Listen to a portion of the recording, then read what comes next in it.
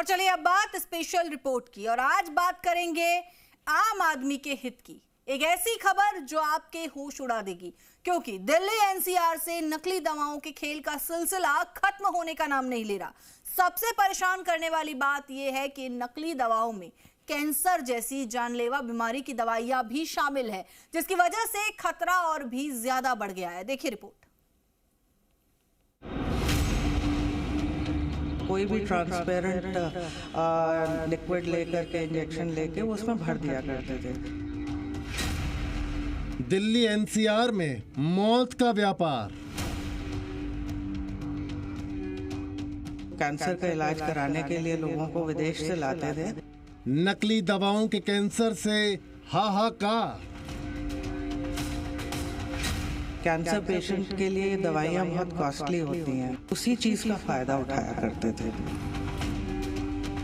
क्या देश की राजधानी दिल्ली नकली दवाओं की सबसे बड़ी मंडी बन गई है? क्या जानलेवा बीमारियों के इलाज का सबसे बड़ा डेस्टिनेशन मौत के व्यापार का फेवरेट ऑप्शन बन गया है? ये सवाल इसलिए उठ रहे हैं क्योंकि बीते 10 दिनों में दिल्ली एनसीआर में नकली दवाओं को लेकर एक के बाद एक खतरनाक खुलासे हो रहे हैं। नकली दवाओं का ताज़ा मामला कैंसर से जुड़ा है, लिहाजा ये खबर और भी खतरनाक हो जाती है। मौत के व्यापारियों के खिलाफ दिल्ली क्राइम ब्रांच के इस ऑपरेशन में हैरान करने वाले खुलासे हुए हैं। क्राइम ब्रांच ने कैंसर की नकली दवाओं के रैकेट का भंडाफोड़ किया है। ये रैकेट कैंसर के कीमोथेरेपी की नकली दवाइयां तैयार करता था, फिर उसे असली दवाओं की शीशी में भरकर सप्लाई करता था। दिल्ली पुलिस की क्राइम ब्रांच ने इस जानलेवा कारोबार में शामिल 8 लोगों को गिरफ्तार किया है, जिसमें दिल्ली के नामी कैंसर अस्पताल के 2 कर्मचारी भी शामिल हैं, जिनका काम नकली दवाओं के सिंडिकेट को कीमोथेरेपी की असली दवाओं की खाली शीशी सप्लाई करना था। वाइल्स इनको मिलते थे। 2 लड़के जो हमारे पकड़े गए हैं, वो 2 लड़के एक हॉस्पिटल में काम करते थे, साइटोटॉक्सिक डिपार्टमेंट में।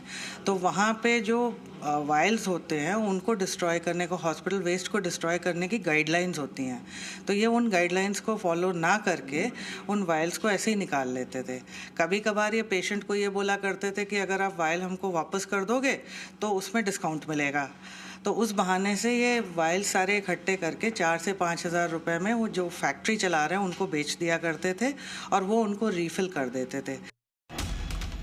क्राइम ब्रांच ने रेड के दौरान नकली दवाइयों की खेप के साथ साथ उन मशीनों को भी जब्त किया है जिनके जरिए ये फर्जी दवाइयां तैयार की जा रही थी।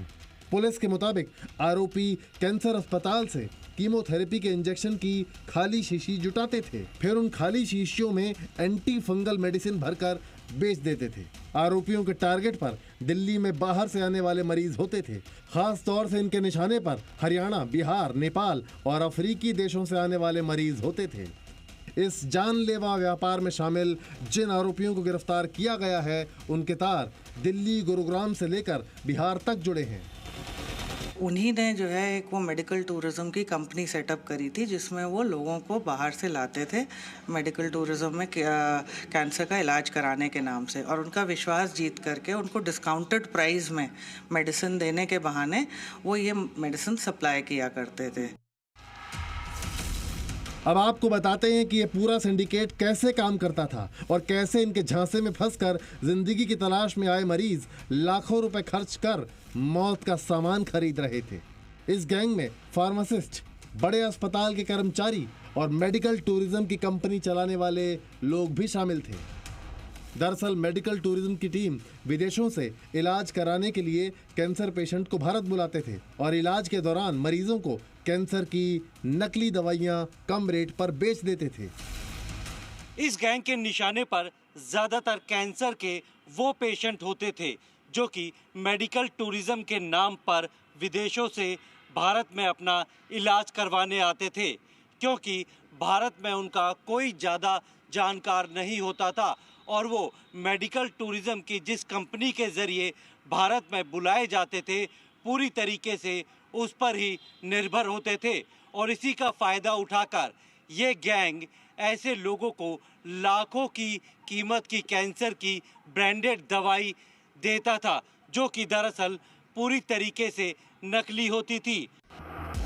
दिल्ली क्राइम ब्रांच को जैसे ही सिंडिकेट की जानकारी मिली तो उन्होंने बेहद खुफिया तरीके से पूरे ऑपरेशन को अंजाम दिया। क्राइम ब्रांच ने 4 जगहों पर एक साथ रेड मारी। ये जगह हैं दिल्ली का मोती नगर, दिल्ली का यमुना विहार, गुरुग्राम की साउथ सिटी और एक बड़ा अस्पताल। हम लोगों ने अभी तक 8 लोग इसमें गिरफ्तार किए हैं, जिसमें दिल्ली से, गुड़गांव से और कल हमारी टीम ने मुजफ्फरपुर बिहार से भी एक व्यक्ति को किया है गिरफ्तार। तो वो व्यक्ति जो थे उनकी भी एक केमिस्ट शॉप वहाँ पे चला रहे हैं, जिसके थ्रू ये दवाइयों को डिस्पोज कर रहे हैं।